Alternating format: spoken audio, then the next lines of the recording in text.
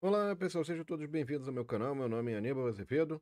Eu sou o seu guia nessa nosso curso maravilhoso chamado Construindo o Mapa Verso. Na verdade, é um projeto no qual nós vamos dar uma série de coisas desde o zero até a construção de mapas usando Python. Esta é a aula 1 da semana 2. E agora, se você não viu a semana 1, onde nós fizemos uma série de definições interessantes. Falamos aí sobre a nova economia da atenção e dos dados, as FAANG. O que são as FAANG? É ciência de dados e mapas, ciência de dados espacial, indústria 4.0, gêmeo digital, IoT, metaverso e metaverso industrial. Então, são uma série de conceitos importantes para você entender o contexto das aplicações que a gente vai desenvolver. Então, vai aparecer um card em algum lugar aqui para esta semana 1 e vou mostrar para você rapidamente por que é interessante você acessar a semana 1, porque na verdade a gente tem um site, né, pessoal? Cada aula, cada semana está colocada nesse site. Lembra que na descrição do vídeo você tem acesso livre e gratuito a todo o material desse curso, tá? E, enfim, é importante para você poder navegar nesse conteúdo da melhor forma, não ficar só nos vídeos. Você também tem os PDFs de cada semana, das aulas de cada semana livres, gratuitos. Enfim, tudo feito para você ter a melhor experiência de aprendizagem aqui, tá? Então, aqui na semana 1, 2, a gente tem mais semanas à frente, ok, pessoal? Mas eu estou concentrando aqui. Se você clicar, por exemplo, no link dessa página que está na descrição do vídeo, você vai ter acesso ao conteúdo da semana 1. Tá vendo? Então, isso aqui são os vídeos que já estão lá, né? Então, se você clicar também aqui, ó, tá vendo? Você tem acesso aos vídeos e também tem acesso aos PDFs, então, tá? O PDF de todas as aulas. Aqui é a semana 2. Então, vamos à semana 2 aqui. Vou colocar aqui a primeira aula, na qual a gente vai falar de metodologia ágil de desenvolvimento. Por que eu falo de metodologia ágil, pessoal? Porque se você for desenvolver em equipe, mesmo que a equipe seja de uma pessoa, você, né? É interessante você ter à sua disposição ferramentas para aumentar a sua produtividade. Essa é a ideia. Então, a gente vai ver ao longo dessa semana uma série de ferramentas importantes e interessantes para aumentar sua capacidade de produção, enfim, uma série de ferramentas aqui. Só deixa eu dar um esse aqui para a gente falar sobre a semana, que é métodos ágeis, quadro Kanban, o que é um produto mínimo viável, né? Então tem o Scrum, tem um outro método da Google que a gente vai falar na próxima aula. A gente vai falar do dilema da inovação, gerenciamento do tempo. Parece uma coisa simples, trivial, mas tem uma série de métodos e técnicas para isso. Redes sociais e marketing digital, criação de um canal no YouTube. Então, é, os mitos que você tem para criar um canal no YouTube sobre dificuldades e tal, e a gente vai desmistificar tudo, tá? Então, esse é o conteúdo da semana 2, pessoal. Agora, então, vamos ao conteúdo da primeira aula dessa semana, feito esse grande preâmbulo, porque, afinal de contas, é importante para você conhecer se você caiu de cara paraquedas, ou se você simplesmente está assistindo os vídeos, eu estou mostrando outros aspectos também importantes desse nosso curso, tá? Então, vamos lá. O que é o Scrum, métodos ágeis de modo mais geral, né? Eu peguei esse livro aqui, que eu recomendo a leitura, né? Do Jeff Sutherland, que é co-criador do Scrum, né? Que segundo o título do livro, é a arte de fazer o dobro do trabalho na metade do tempo, tá? E aí ele põe logo no início do livro, pessoal, é um exemplo ali de que o que seria o ciclo OODA, né? Então seria o observar, primeiro você vai observar, depois você vai ter, então, depois da observação, você tem o orientar, o 3 é decidir e o agir. E por que ele fala isso? Ele põe um contexto no qual esse método é o seguinte: o que acontece? Ele fez um primeiro planejamento, tá? De uma missão de reconhecimento, e sai desse ponto, aí o avião vai sair, vai chegar no ponto vermelho, vai voltar. Porém, porém, o que acontece? No meio do caminho, aqui no amarelinho aqui, ele encontra uma bateria antiaérea, esse avião de reconhecimento, certo? E o que acontece é que ele tem que modificar aquele planejamento inicial, né? Então, aí você tem o decidir, cara, eu vou manter aqui, eu vou continuar, eu vou modificar, para onde eu vou modificar, como que eu vou modificar. Então, ele toma um segundo caminho alternativo aqui, né? Que ele decide. E aí, esse agir aqui, pessoal, seria, de fato, você, ok, fiz um novo planejamento, e agora, em função desse novo planejamento, eu coloco uma nova ação e vou ver se essa nova ação vai me levar a um caminho adequado, se eu posso manter, enfim. E aí persiste. Isso é um ciclo porque você realimenta isso. Você nunca para de realizar ele em função do que você está observando, certo? Então é sempre importante a questão da observação, o ciclo ODA, tá? Só que essa metodologia Scrum, na verdade, pessoal, as origens, se a gente for traçar, vem do ciclo que é chamado de PDCA. A gente já vai ver o que, que significa essa sigla. Mas o que, que é importante? É importante você saber o que, que é o ciclo PDCA. É uma técnica que foi adotada pela indústria automotiva japonesa e que foi capaz de alavancar a produtividade dela de forma significativa, a ponto de, em 40 anos, o Japão ter saído destruído da guerra. Em 40 anos depois, a indústria automotiva japonesa ameaçou a indústria americana, o domínio da indústria americana. Então, se você pegar lá na década de 80, tem muitos filmes que fazem referência, de certa forma, a essa questão, que as indústrias japonesas, as empresas japonesas começaram, de fato, a invadir o mercado americano. Os americanos, então, foram se tocar que eles estavam perdendo produtividade, capacidade de concorrência, foram estudar o que os japoneses estavam aplicando ou fazendo, e aí correram atrás do prejuízo, e, enfim. E hoje eles estão na briga, né?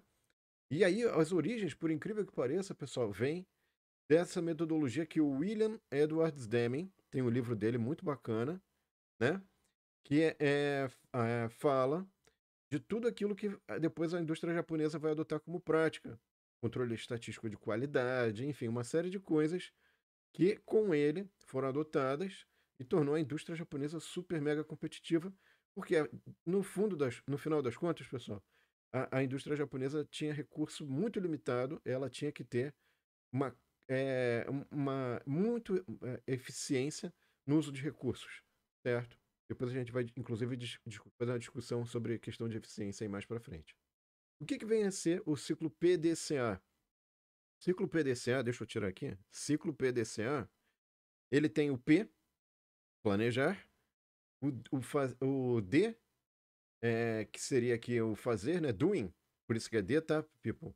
Então, por isso que o fazer é F, né? É ciclo F, enfim, não, é ciclo PDCA porque vem da sigla em inglês. Fazer, aí depois tem o verificar, que é o C, check, e o agir, né? Act, ok?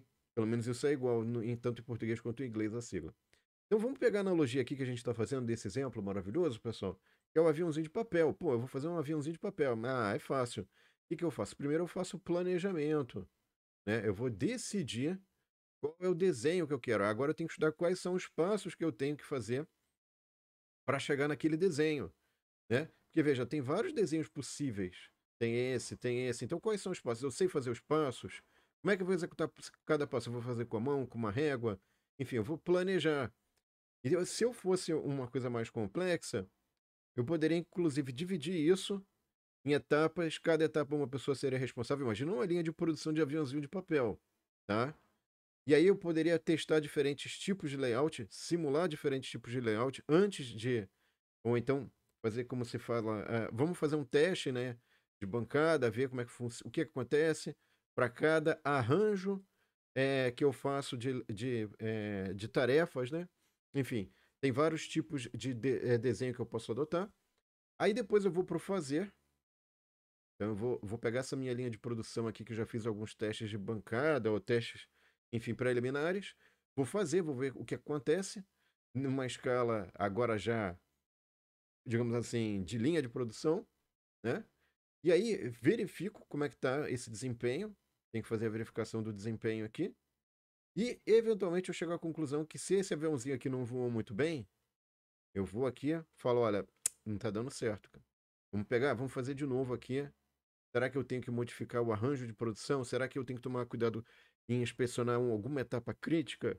Enfim, eu tenho que, eventualmente, verificar os impedimentos nesse meu processo e voltar com esses impedimentos claros aqui no planejar. De repente até fala, olha, de repente é melhor adotar outro formato de avião. Esse avião aqui, o desenho dele não tá legal, não vai me dar uma distância que eu quero. Enfim, uma distância mínima. E esse é o ciclo PDCA, tá, pessoal? Só que o ciclo PDCA é o seguinte, eu posso fazer isso, eu posso reaplicar ele diversas vezes. Então o que acontece? A ideia aqui é que eu primeiro faço vamos fazer o seguinte, ó. Ah, eu quero testar diferentes desenhos. O que eu posso fazer? Bom, nesse primeiro ciclo PDCA eu testo esse desenho. Nesse segundo ciclo PDCA aqui eu testo outro desenho. Eu posso agora, nesse terceiro ciclo PDCA, eu sei que esse desenho aqui é interessante, eu gostei mais dele. Agora eu vou testar, sei lá, esse tipo de layout ou esse tipo de layout. E vejo se eu fico mais eficiente na produção. Enfim, o ponto aqui, pessoal, é que a cada ciclo eu tenho, eu ganho experiência, eu ganho rapidez, e eu também começo a verificar quais são aqueles aspectos que acrescentam qualidade. Então, o ciclo PDCA, o grande mote é: você faz 3 vezes mais rápido e 2 vezes mais com qualidade. Sendo que sempre, sempre, sempre você vai ter a etapa aqui do agir, que na verdade é como se fosse verificar os impedimentos, verificar o que não está dando certo e levar isso para uma etapa do planejamento. E quando eu falo olhar, medir, ouvir, enfim, coisas que às vezes parecem simples, mas não são feitas, né? E tudo fica complicado. Então vamos entender melhor isso? Voltando aí a gente já fez um breve parêntese sobre as origens do PDCA. Agora, o que vem a ser o Scrum, né? Então, o Scrum nada mais é do que um método ágil, né? Um nome para um método ágil. E aí ele coloca, por exemplo, que para o Scrum você tem que sempre deixar claro o senso de propósito acima do comum, tá? Então, olha, nós vamos aqui construir o melhor avião do mundo, nós vamos ter aqui um excelente time que vai fazer muitos gols, enfim. Aí você tem que deixar sempre claro o senso de propósito antes de qualquer ação. Depois, no Scrum, você tem pequenas equipes que são autônomas, né? Elas se auto-organizam e se autogerenciam, né? Sem gerenciamento hierárquico, monobloco, monolítico, tá? Depois, essas equipes, pessoal, são multifuncionais. Elas possuem todas as habilidades para terminar do início ao fim um projeto, né? E aí, o que é a analogia aqui do Scrum, na verdade, pessoal? Por que Scrum? Porque ele faz uma analogia, isso fica claro, mais claro no livro, de que essa metodologia tem que ter a mesma motivação do que é usado na progressão de uma equipe de rugby durante o jogo, né, de rugby. Então, são várias as analogias esportivas feitas no livro. Eu, é claro, não vou me ater a elas. O livro tem enfim, essa descrição interessante. Eu vou colocar algumas coisas de forma resumida que são importantes aqui no livro, tá? Então vamos lá. A primeira coisa importante que eu achei importante lá do livro é a questão do funcionamento de equipes, que você tem 3 leis. Então é importante você saber isso, porque muitas vezes tem aquela ilusão de que, olha, vamos fazer uma equipe monstruosamente grande aqui, vamos colocar 5, 6, 7, 8, 9, 10, 20. Quanto maior a equipe, mais produção, mais produto, mais resultado. Não necessariamente. E aí aparentemente parece um paradoxo, mas não é um paradoxo. E a razão disso vem da lei de Brooks. O que a lei de Brooks fala? Ela fala o seguinte, pessoal. Ela fala a adição. Então vamos ver isso aqui, hein? Porque realmente você fala assim: eu tenho 4 pessoas, eu vou adicionar mais uma pessoa para aumentar a produtividade, para acelerar o trabalho. Então toma cuidado, porque a adição de recursos humanos a um projeto de software, por exemplo, atrasado, irá atrasá-lo ainda mais, né? Pois resulta em esforços adicionais de comunicação, tá? E ainda tem o porém de que a pessoa vai ter que aprender tudo que já foi desenvolvido pela equipe. Então, mesmo que, não, mas a equipe está de má vontade, não, não é isso. Pensa o seguinte, pessoal.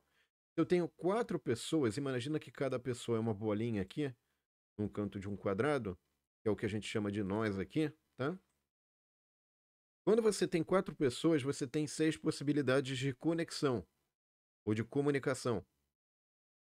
Ah, mas de repente a gente faz um grupo de zap. Não, pera aí, cara. Tem que pensar que cada pessoa pode interagir com a outra.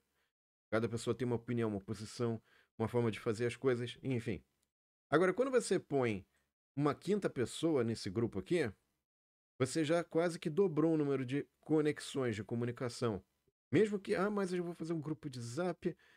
Pode ser que se torne como se fosse aquelas lives em que as pessoas vão digitando e as mensagens vão passando, né? Então você gasta um tempo na comunicação, exige um esforço de sincronização de informações na comunicação. Não é? Isso não é impune. Não é simplesmente, não, vamos adicionar mais uma pessoa. Vai haver um esforço maior da equipe para sincronizar a comunicação. A ponto de que, se você põe mais duas pessoas, ou seja, eu aumentei aqui menos de 50% no número de pessoas, mas aqui, ó, eu mais que dobrei o número de comunicações. E você vê que a coisa já começa a se aproximar da Torre de Babel, né? Vira uma coisa extremamente intrincada a comunicação. Então tem até uma brincadeira que o pessoal faz, que é, olha, se a sua equipe é maior do que duas pizzas podem alimentar, repense o tamanho dela. Fazer reuniões também, repense o tamanho do número de pessoas dessa reunião. Passou de 7, pessoal. Aliás, já com 7 aqui, a coisa já não parece. Não estou falando que não deve haver comunicação. Com certeza deve. Mas para um projeto, uma meta, com um prazo, enfim, aí é complicado, né? Você tem coisas para entregar num tempo determinado, com custos, enfim. Tá? Então, outra ferramenta importante, pessoal, que eu acho que também é importante, é o quadro Kanban. As coisas serem feitas de forma transparente, né? Tem o famoso adágio aqui, que é o que os olhos não veem, o coração não sente. Então, isso é um poderoso adágio que se aplica muito bem a essa questão do quadro Kanban, que é a famosa gestão à vista, né? Eu estou vendo o que está acontecendo, como está acontecendo, todo mundo está vendo, né? Então, e aí tem um outro adágio também que eu gosto muito, que é o que não existe não quebra, né? Então você fala assim, olha, não estou vendo, não existe. Então, se não existe, não quebra. Não, mas quebra, por quê? Porque se eu estou vendo agora ali, pô, tá atrasado o projeto. E a principal coisa do quadro Kanban, pessoal, é que você pode personalizar. Então, você tem essa primeira opção, que são ideias a fazer, e aí normalmente aqui você põe prazo e equipe, tá? O fazendo, o feito, né? E que mais? Aqui você poderia esmiuçar de repente esse quadro, dependendo aí do contexto, em fazer, desenvolver, né? Aí você poderia usar até outras etapas aqui e poderia ter até uma legenda aqui, pessoal, de defeito, tarefa, recurso, enfim. Então você pode ter uma diversidade muito grande em como que você faz essa gestão à vista. Poderia de fato ser, como era no início, um quadro branco com post-its. Enfim, tem várias formas de fazer isso, mas o que eu acho que é a preferencial minha, que talvez te ajude bastante, é a versão de software. Tem vários softwares aí disponíveis, livres, gratuitos, que você pode utilizar. Aí você fala assim: não, mas eu sou uma equipe só. Não, mas beleza. Mas se você tiver muita coisa para fazer, você acha que você não deve se organizar? Claro, a gestão vai te tomar um tempo, mas é importante para você todo dia fazer esse replanejamento, pessoal. Porque é o que eu falei, se você não está colocando claro para você o que, que você tem que fazer a cada dia, e se está atrasado, se não está, o que, que você vai fazer se está atrasado, entendeu? Você vai esperar dar a data de vencimento para tomar uma atitude? Vai transformar a sua vida a sua agenda num engarrafamento louco? Não, né? Então, aí, ó, tem várias sugestões, tá? Enfim. Então aqui tem, inclusive, ó, priorizar, in progress, pending, done, arquivado. Tem aí vários softwares. Eu estou mostrando um, mas tem muitos outros aí no mercado, tá? Aí o que acontece, pessoal? Outra coisa que é importante é a lei de Bohm, né? E aí o que acontece, pessoal? Essa lei aqui, ela fala o seguinte: quanto mais tempo se leva para detectar um defeito ou bug em um sistema, mais cara é a sua correção. Então, quanto mais tempo se levar para detectar o defeito, o seu problema vai ficando cada vez maior. O monstrão aqui vai crescendo de uma pulguinha, vai virando um Tiranossauro Rex monstruoso, tá? Isso é particularmente importante. Isso parece uma bobagem, mas foi particularmente a atitude que foi adotada pelas montadoras japonesas. de qualidade total. A cada etapa verificar o que está sendo feito, se está bom, se está dentro do que é necessário, do que não deixar esse negócio propagar lá para frente, certo?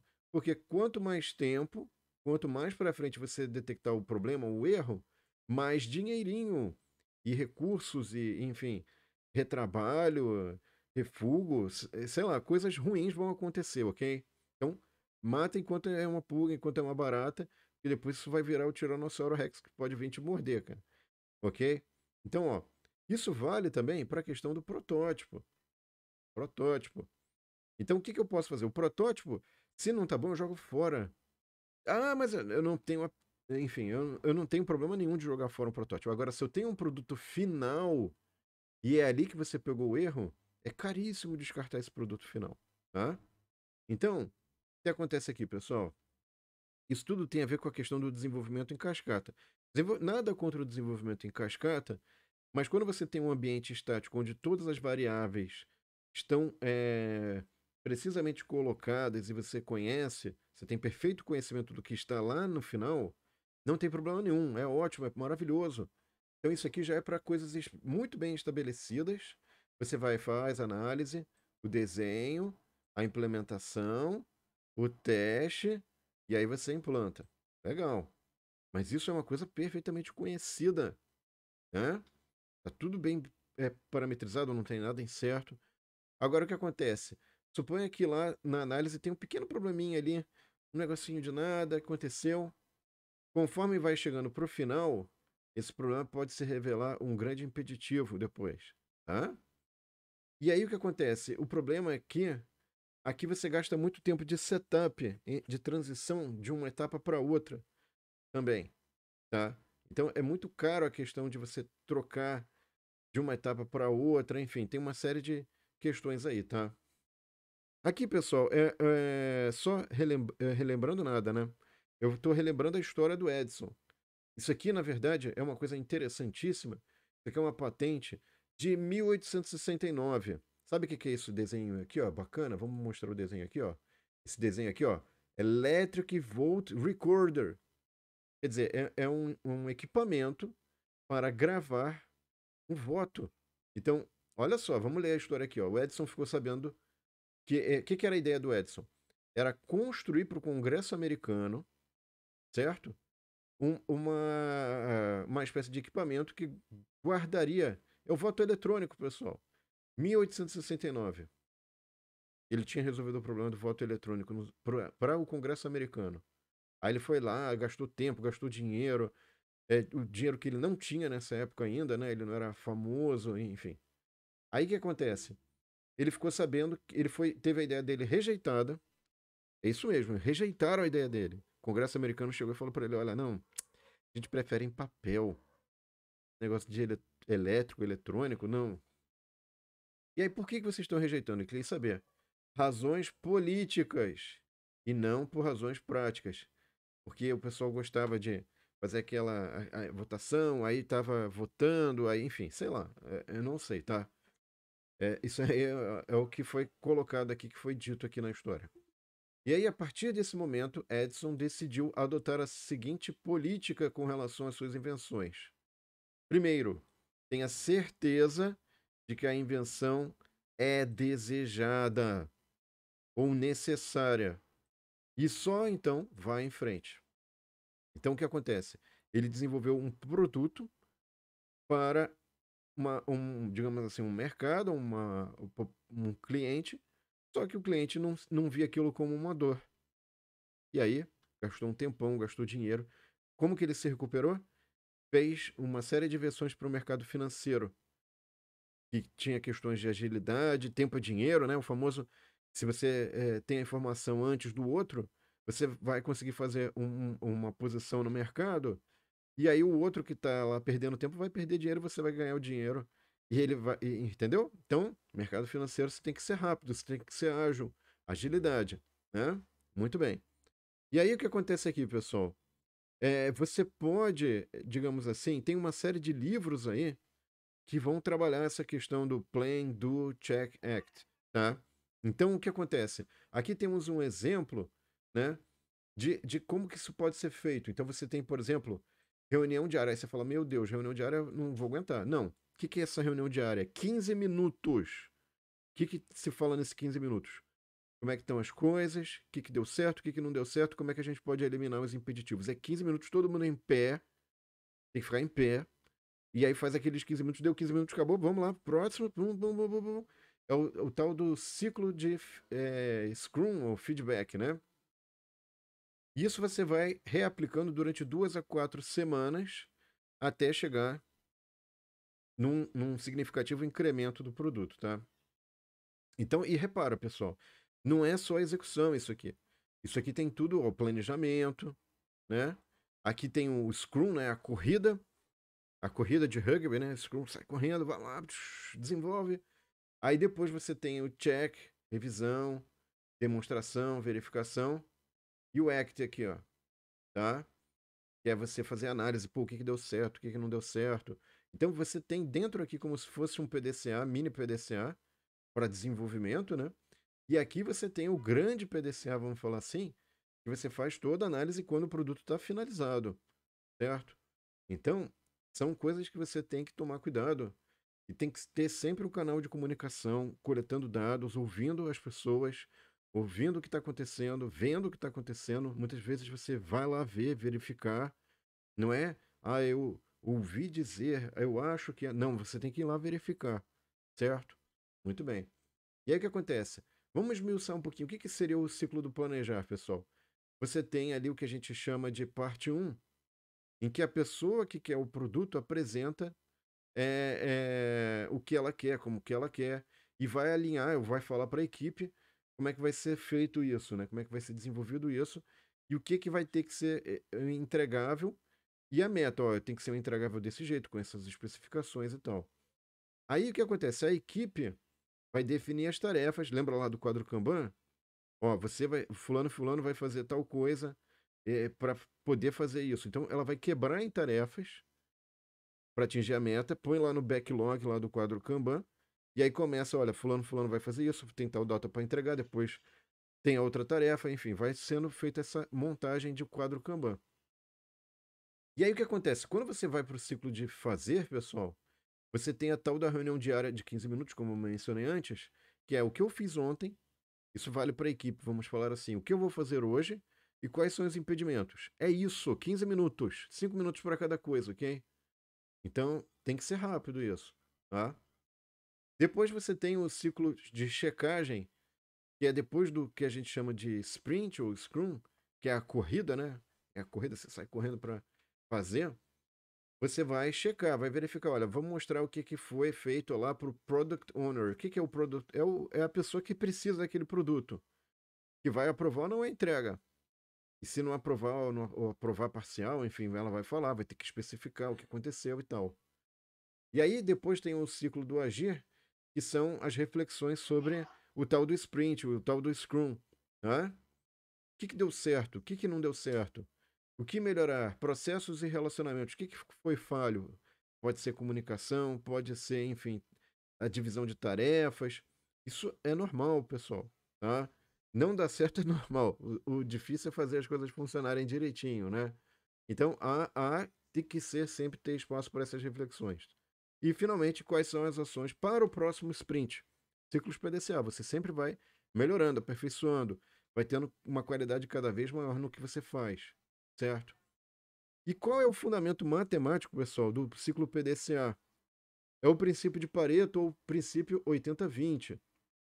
E por que a gente está mencionando ele? Porque ele vai ser aplicado em outros contextos. A gente vai ver mais para frente, tá?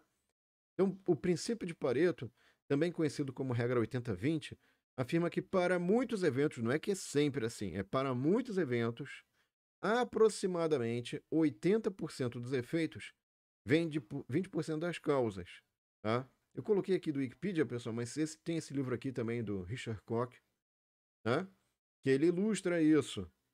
Os segredos para conseguir mais com menos negócios e na vida. Com menos nos negócios e na vida, enfim. Então, eu acho que é importante, pessoal, a gente ter ciência desse princípio, porque ele pode ser aplicado em diversos contextos, a gente já vai ver, tá? E no caso específico do protótipo, pessoal, É isso que faz a questão do protótipo ser tão valiosa para os métodos ágeis. Por quê? Porque, na verdade, quando você tem aquele tempo de desenvolvimento de um produto, quando eu estou falando de produto, o que é um produto? Tem que ter todas as funcionalidades, tudo funcionando. E aí o que acontece? Você demanda um tempo muito grande até começar a poder testar e depois lançar. Então o tempo entre testar e lançar é pequeno, mas até ter algo funcional que o cliente pode experimentar demora muito tempo. Qual que é o truque do protótipo?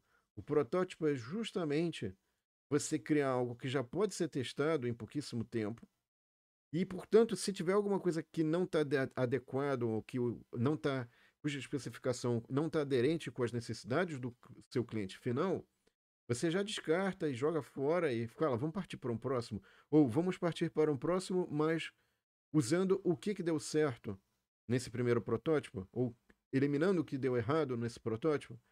E aí, veja que, é claro, você não vai lançar um protótipo, nem pensar, né? Mas o ponto importante de você produzir vários protótipos é que a cada protótipo que você produz, você tem mais ou menos isso aqui, ó. Então, a cada protótipo que você faz, você adiciona, digamos assim, valor, né? Para. O que é valor? Valor para a pessoa final que vai utilizar. Então, no primeiro protótipo, eu gastei 20%, né? 20% do tempo de desenvolvimento de um produto e tive 80% do valor do produto. Por quê? Porque eu já ponho ali o cliente para ver se ele gostou, o que não gostou, ver as interações ali, coleto dados sobre essa experiência do cliente, né? Com aquele produto, com aquele protótipo, aliás, não produto, ou o que será o produto. E aí depois eu tenho mais 20%, ou seja, 40% do tempo de desenvolvimento de um produto, para fazer um novo protótipo e adiciono mais 160% de valor. E aí, mais 20%, 60% do tempo de desenvolvimento de um produto, um novo protótipo aperfeiçoado e tenho 240% de valor agregado. E é por isso, então, que aquele nosso livro, ele fala, olha, faça na metade do tempo o dobro de trabalho. Percebe? Porque não é trabalho em si de ficar gastando horas, horas e horas, não, é valor. É adicionar valor ao seu trabalho. Esse é o grande truque. Não é, enfim, depois mais para frente a gente vai discutir essa questão de trabalho duro, enfim, tem a questão da gestão do tempo e da produtividade, no qual a gente vai aprofundar um pouco mais isso, tá, pessoal? Agora, a última lei aqui que a gente tem, das três leis que eu havia mencionado, pessoal, é a lei de Conway, tá? Então, organizações mais rígidas e hierarquizadas tendem a produzir sistemas monolíticos. Então, ele fala o seguinte: suponha que você vai produzir um produto, por exemplo, um software. Vamos colocar o software que é mais simples aqui, tá? Se eu tenho uma organização muito rígida e hierarquizada, o software vai tender a ser bastante monolítico e hierarquizado também. É o famoso a árvore boa produz bons frutos, né? A laranjeira produz laranja. Né? O fruto não cai longe do pé. Né? Mais alguns adágios aí interessantes. Então veja o seguinte, pessoal. O que eu tenho aqui? Eu tenho organizações que desenvolvem sistemas de software tendem a produzir sistemas que são cópia das estruturas de comunicação dessas organizações, tá? Outras organizações eu não saberia dizer, mas isso de fato acontece, ok? Para questão do software. Eu acho que também deve ser algo assim nesse sentido, ok? Agora, o que acontece? Eu tenho algumas estratégias de desenvolvimento, né? Eu posso ter diversas equipes em paralelo que vão desenvolvendo componentes pequenos extensíveis interligados, que depois podem ser combinados. Então, isso é uma estratégia bem bacana para evitar que, eu preciso que aquele cara termine, antes que aquele cara termine, eu tenho que esperar ele fazer a tarefa. Não. Você pode criar diversas equipes em paralelo, depois essas equipes podem se comunicar e trocar informações, enfim. E aí, o que acontece, pessoal? Veja o seguinte: na hora que você for fazer uso do método ágil, para fazer o gerenciamento ágil de projetos, você tem três artefatos que a gente chama, né? O que são esses artefatos? Basicamente, você tem aqui, ó, o Product Backlog, que é a lista de requisitos do produto. Então, você fala o que esse produto tem que ter. Normalmente, isso vai estar atrelado à lista de tarefas. Então, você tem que ter muito claro O que que o Product Owner, ou pessoa que quer aquele produto, quer de fato. Aí você vai atrelar esses desejos a uma série de tarefas e, basicamente, esse gerenciamento das tarefas vai ser feito lá pelo quadro Kanban, né? Pode ser um quadro Kanban eletrônico via software. E, finalmente, quando chega lá na fase final da questão de você gerar o... Como é que é o nome? O seu protótipo, você vai ter aí... Será que ele está pronto? Né? O que ele foi testado? O que que foi testado? Ele consegue ser homologado, essas funcionalidades aí, né?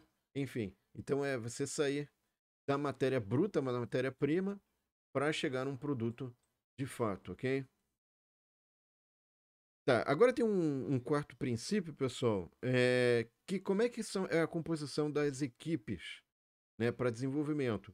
Você tem os desenvolvedores, as pessoas que de fato vão trabalhar na construção do produto ou do protótipo. Você tem, como eu já mencionei já, o Product Owner, certo?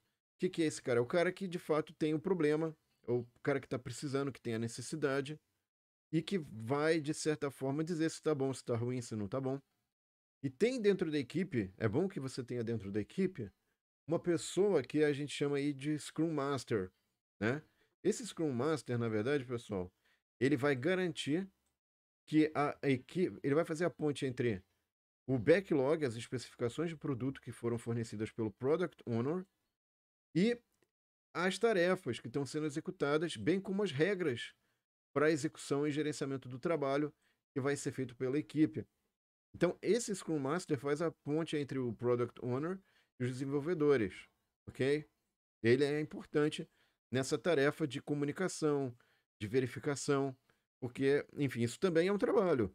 Não é que ele vai ficar numa boa lá, ele não está fazendo. Não, ele está gerenciando processos, ele está gerenciando, coordenando. Fazer as coisas sem coordenação. Experimenta um time de basquete sem coordenação, né? Experimenta uma equipe de rugby sem coordenação. Não adianta. Enfim. E aí, pessoal, quando que a gente aplica normalmente a metodologia ágil? Quando normalmente se a gente está em um espaço aqui conhecido, né? Então você conhece bem os requisitos. Vamos fazer esse gráfico aqui, ó. Os requisitos são muito bem conhecidos e a questão da tecnologia, processos, ferramentas está muito bem estabelecida, né? Tá tudo muito bem estabelecido. Então, se está tudo bem conhecido, ó, não precisa de métodos ágeis, tá? Agora, se os requisitos estão se aproximando de algo mais próximo do desconhecido, como é o caso do desenvolvimento de protótipos.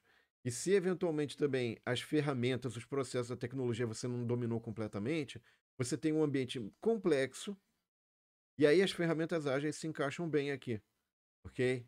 É claro, você pode ir para coisas mais complexas, como caótico e anárquico, mas aí a gente não vai discutir aqui, tá?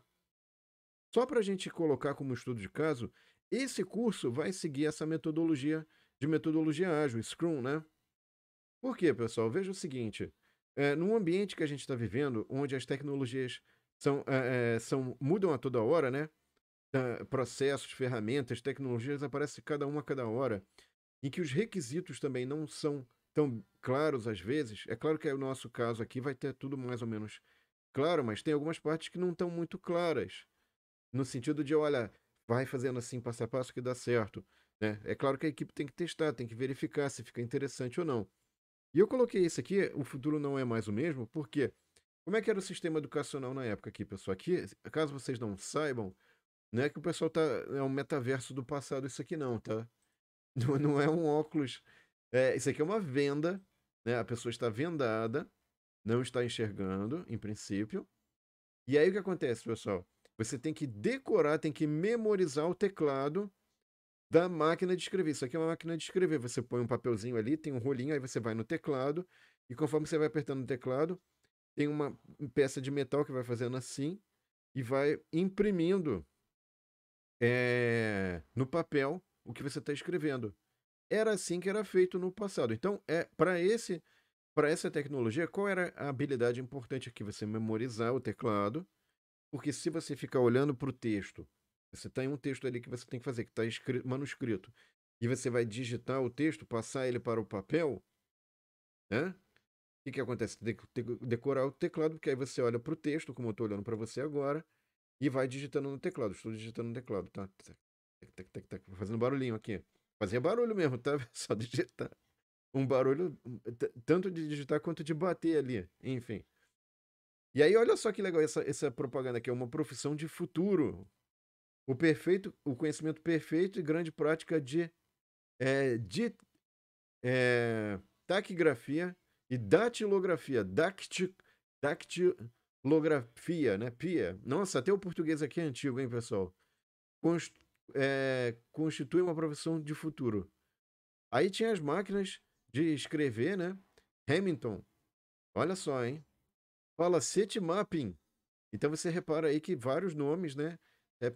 Remetem a um passado. Depois você pesquisa Mapping, foi uma loja de varejo aí, bastante famosa.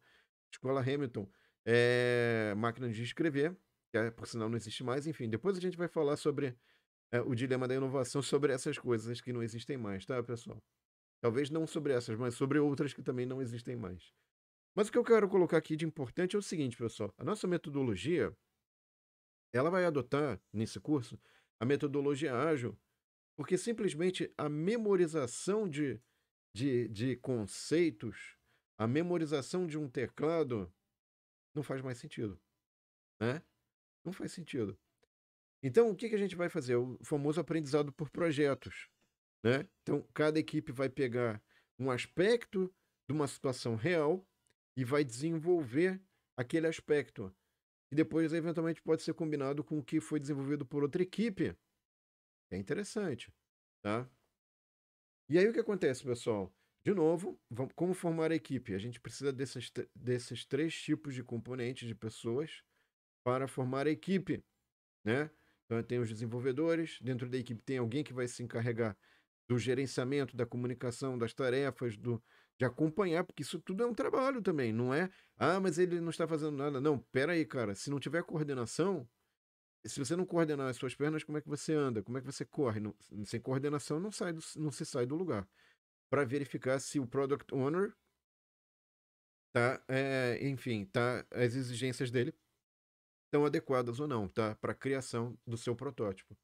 Então, na verdade, aqui, ó, eu não sou o Scrum Master, tá, pessoal?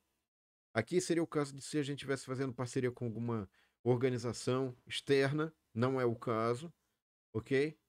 Aí faria um pouquinho o papel do Scrum Master, não exatamente, mas enfim, eu faria a intermediação entre a organização e os desenvolvedores, mas dentro da sua equipe é importante que você tenha um Scrum Master, tá?